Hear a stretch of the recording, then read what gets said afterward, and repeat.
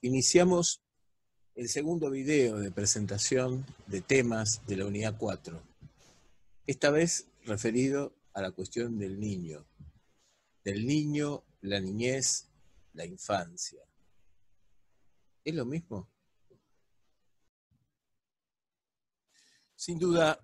la problemática de la niñez, la familia y la infancia la teníamos que pensar primero en relación a lo que vivimos en relación a esto, en relación a estas cuestiones. Y un buen punto de partida sería el de sostener que estos problemas que están asociados a la niñez no dejan de ser elementos que hagan justamente a la cuestión del tiempo. Y la humanidad, en realidad, siempre se ha planteado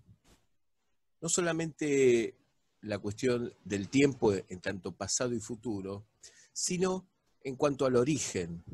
Es decir, ¿qué es lo que apareció primero?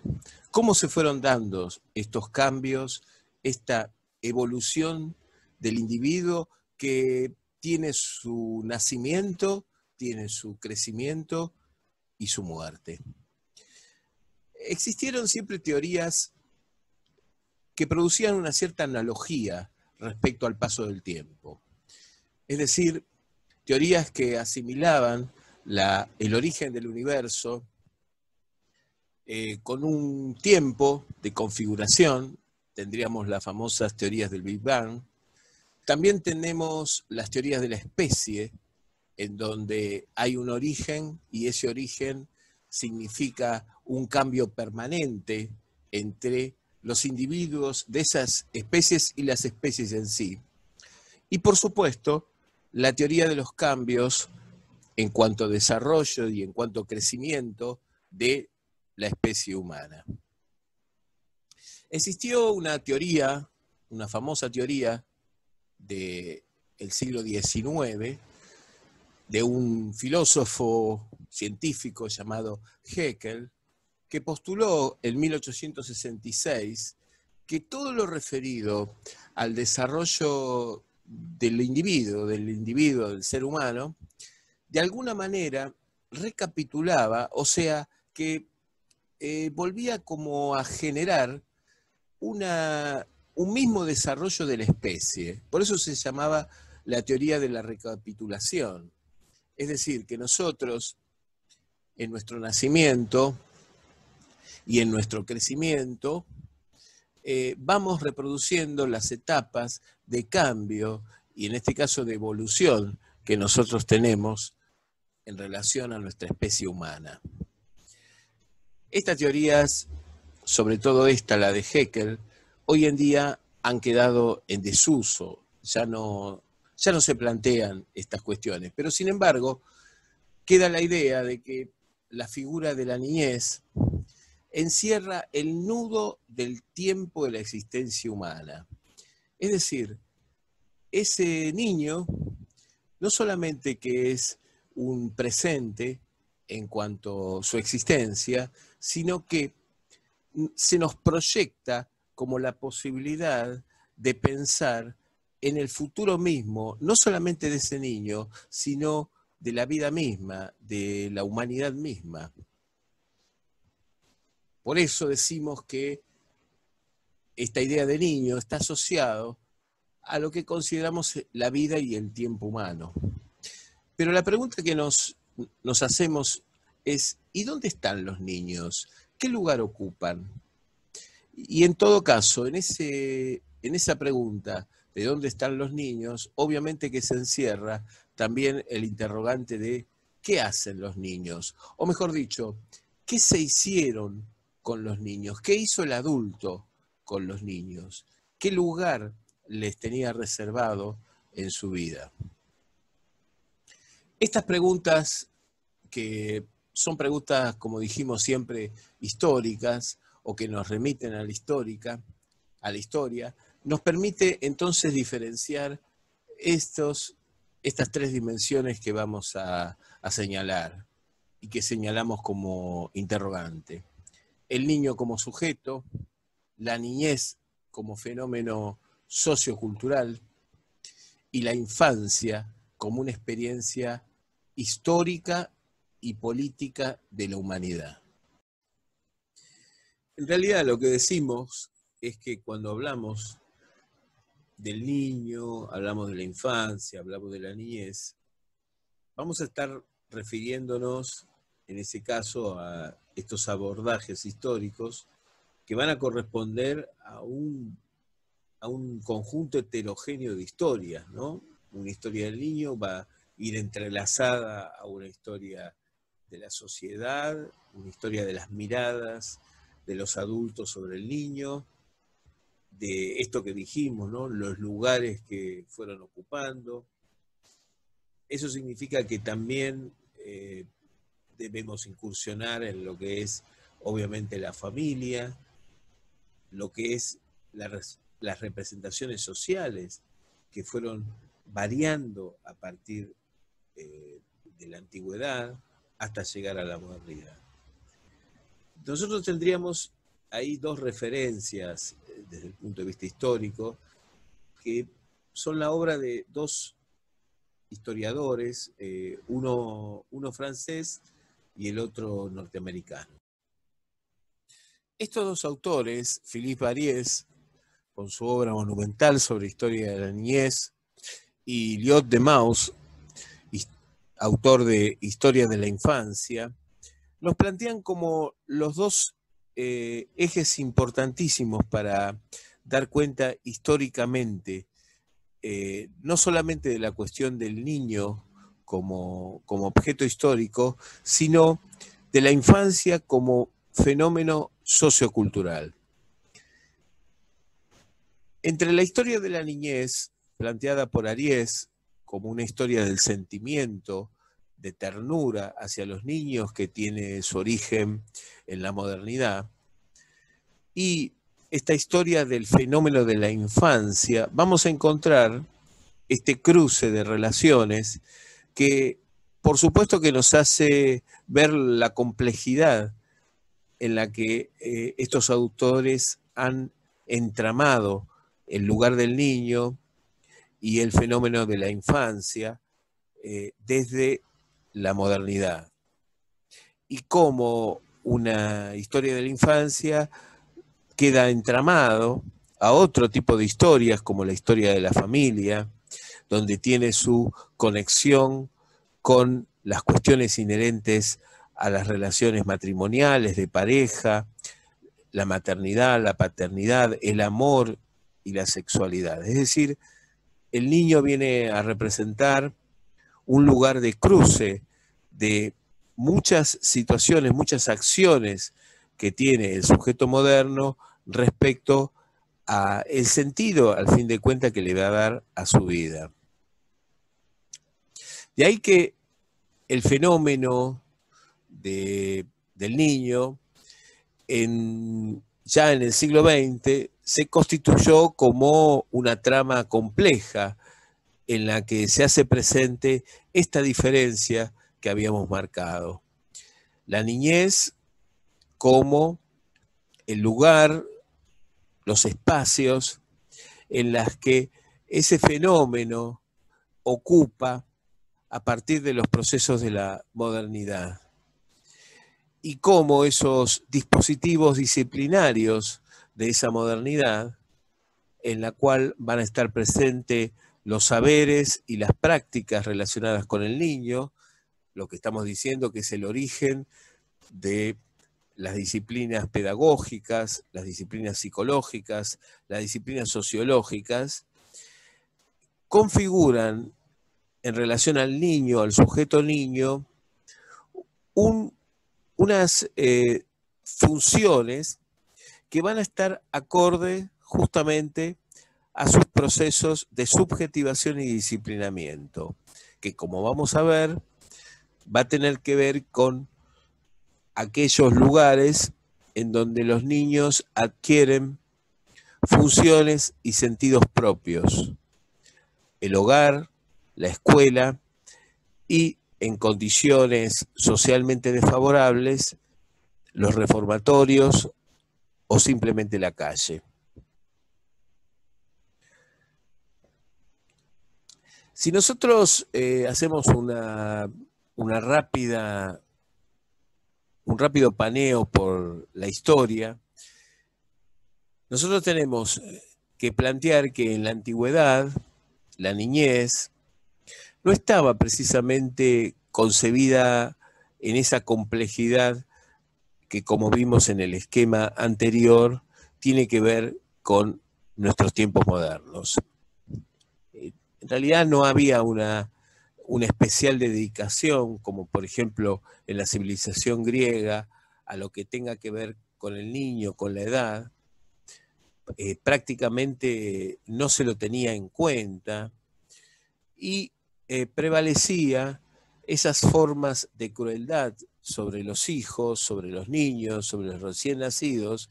en tanto y en cuanto esos niños aparecieran al mundo o llegaran al mundo con algún tipo de déficit, con algún tipo de anomalía, eran fácilmente eliminados. Por eso nos recuerda a las famosas anécdotas de los niños de Esparta, en donde se procedía a un infanticidio eugenésico que tenía que ver justamente con una especie de selección que se hacía de aquellos niños que eran considerados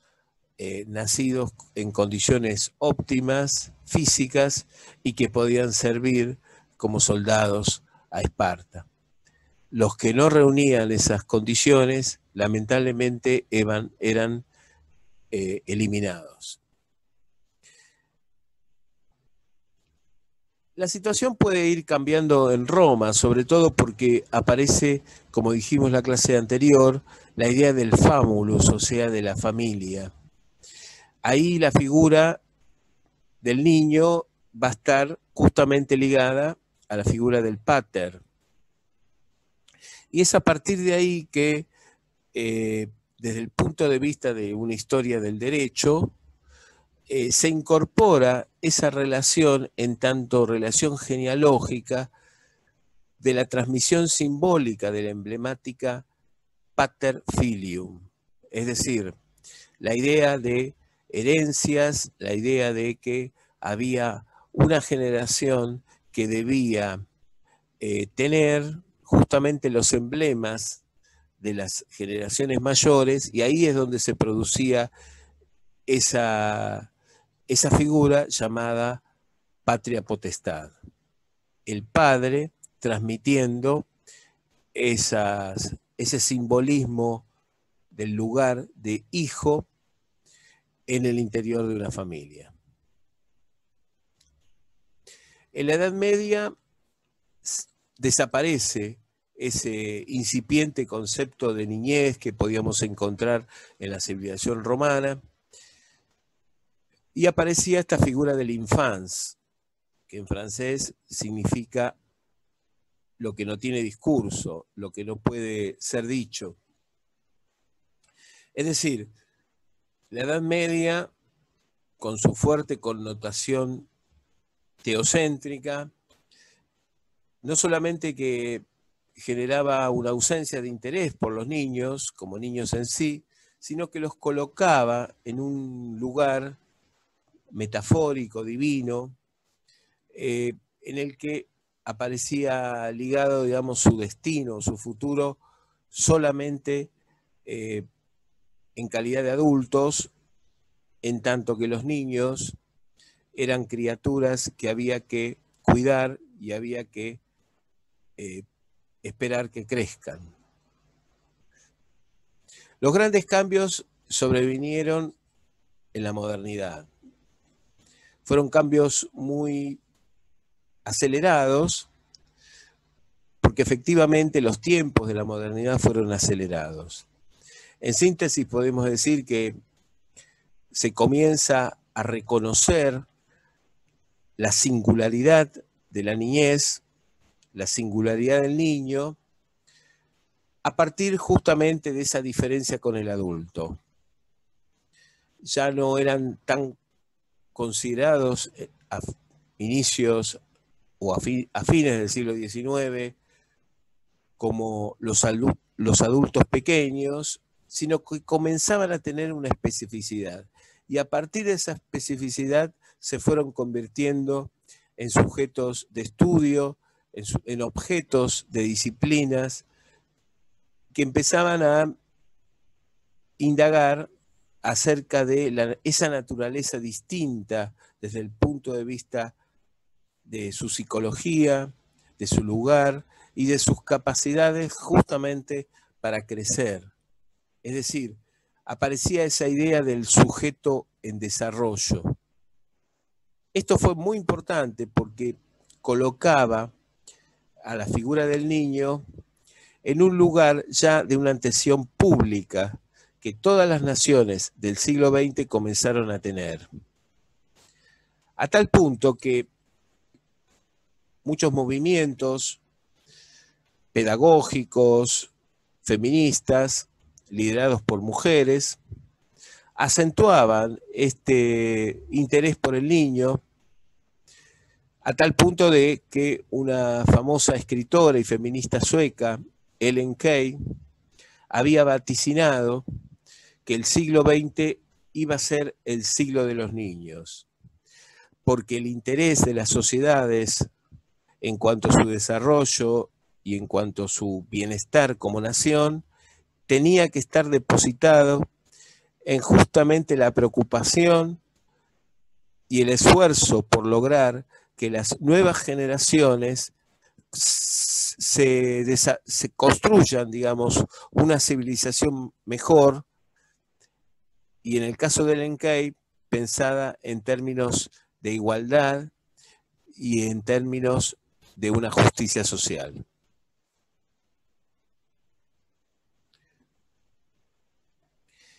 En la Argentina podemos decir que el interés por el niño estuvo situado también como uno de los objetivos del proyecto de nación de 1880, es decir, las instituciones que conocemos como las instituciones políticas a partir de la Constitución se fueron encolumnando tras una idea que es la idea del niño como el futuro de la nación, y hasta lo asociaban a la naciente nación argentina con la figura de un niño que va creciendo y que va necesitando justamente de mucha fe justamente y mucha creencia en ese crecimiento. Por eso los estados en el siglo XIX y en el siglo XX incorporaron a sus estados de derecho legislaciones. En el caso de la Argentina, la ley del patronato de menores o ley de agote intentaba que el Estado se hiciera cargo de aquellas situaciones en las que los niños carecían de familia, carecían de sustento económico y tenían algo así como una misión, el Estado, de hacer que esos huérfanos que podían ser justamente los que poblaran la marginalidad de las calles, de las urbes, de las nuevas urbes de nuestro país, como en el caso de Buenos Aires, tuvieran justamente otro destino, pero a partir de instituciones creadas por el Estado.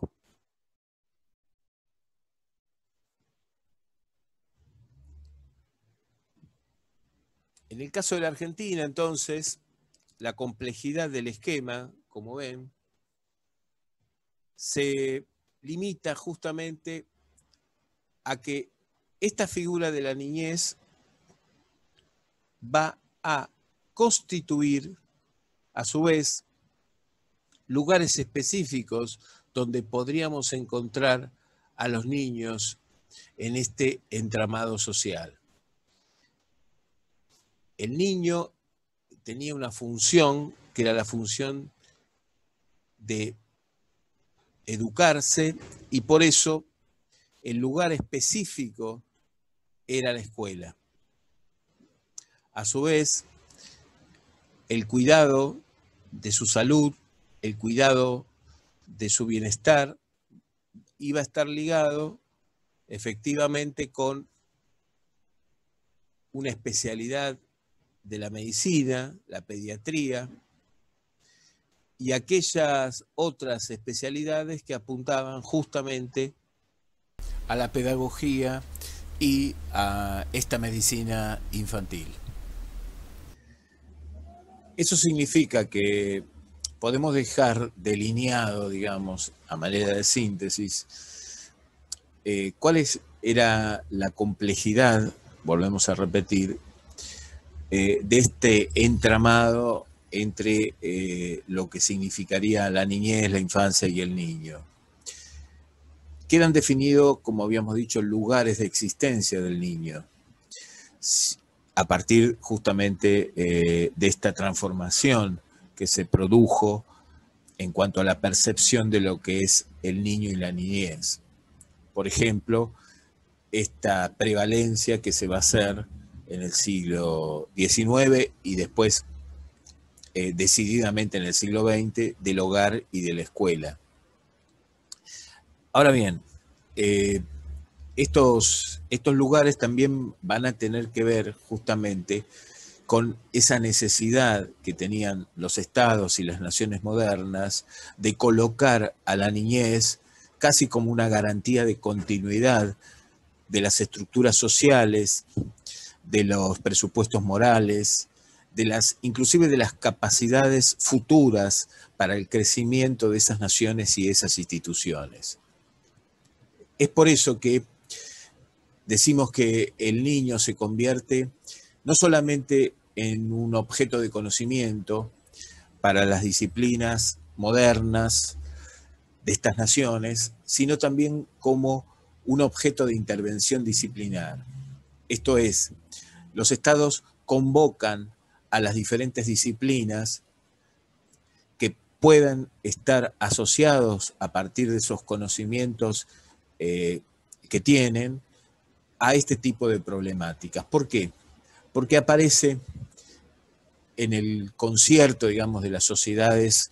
de finales del siglo XIX, principios del siglo XX, estas figuras problemáticas. El niño enfermo, el niño indisciplinado, el niño abandonado y el niño delincuente. Y justamente se convierten en figuras problemáticas porque lo que se espera es un ideal de niño adaptado a la sociedad, a los presupuestos sociales, políticos y morales que estas naciones modernas esperan de ello. Hay una figura que es una especie de alegoría que aparece prácticamente en todos los contextos internacionales de la llamada civilización occidental, que es asociar al niño con el progreso de la nación, o mejor dicho, asociar a esas naciones o depositar en la niñez, mejor dicho, esa idea o ese ideal de progreso en tanto crecimiento y en tanto la garantía de un futuro de continuidad de esas naciones y esos pueblos. Las disciplinas específicas que son convocadas en ese sentido están en relación directa con la pedagogía, la pediatría, habíamos dicho, la psicopatología infantil, la psicología infantil y también el derecho que empieza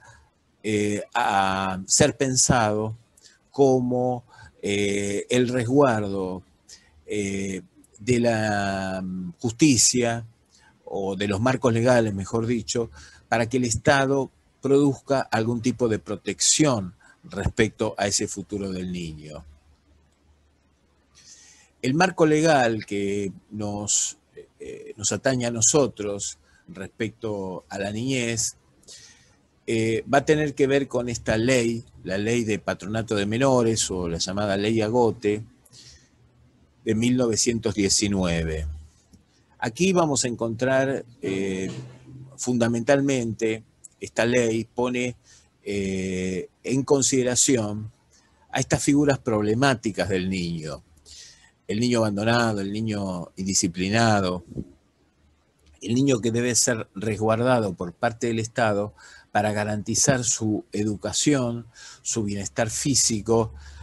y, en la medida de lo posible, su incorporación a los circuitos familiares, a los circuitos de lo esperable de una familia, digamos. El panorama de la niñez abandonada en estas 2 primeras décadas del siglo en nuestro país no es ajena, digamos, al panorama internacional. Por eso lo que decimos que esta ley, de alguna manera, es el antecedente y también es algo así como el reflejo de lo que pasaba en la cultura y en las sociedades occidentales de principios del siglo XX respecto a esa preocupación por parte del niño que tiene su repercusión justamente en la posibilidad de ir pensando los derechos de los niños sin tomarlos en cuenta en su consideración como sujetos de derecho. Por eso aquí estaría la figura del menor, que no estaría asociado a lo que hoy consideramos el niño como sujeto de derecho. Se va a producir un cambio de paradigma de esta figura del menor a la figura del niño como sujeto de derecho después de décadas de desarrollo del siglo XX, sobre todo teniendo en cuenta los cambios producidos por las 2 guerras mundiales. Arribamos a lo que diría Lustalot,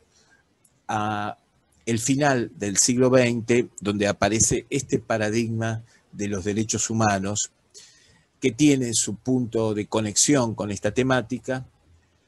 en la Declaración de los Derechos del Niño, los derechos internacionales del niño, de 1989.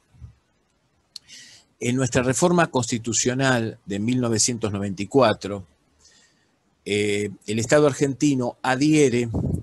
a esta Convención de los Derechos del Niño y que tiene como resultado, digamos, esa adhesión a la futura legislación en donde se particularice, en este caso en nuestro país, y se operacionalice en nuestro país lo que se estipula a nivel internacional o quedó estipulado a nivel internacional respecto a esta Convención de los Derechos del Niño. Esto da como resultado que en el 2005 se sancione la Ley de Protección Integral del Niño y la Familia. Quiero resaltar esta ley porque esta ley,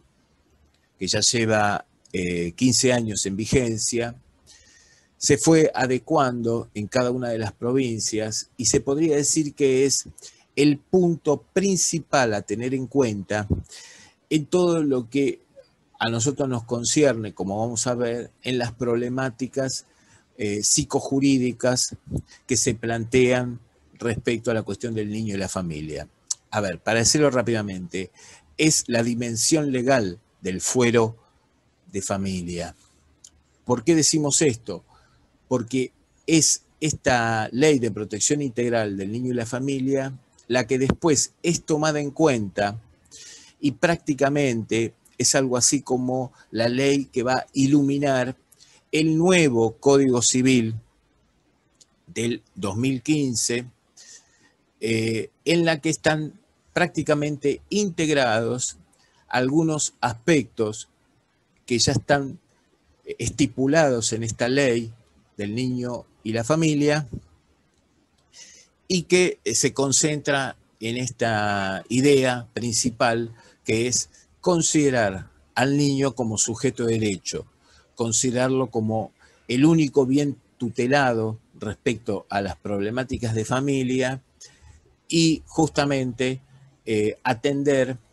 a todas esas situaciones, esas problemáticas que generan los adultos respecto al niño y que vamos a ver que tienen que ver con estas problemáticas que nosotros vamos a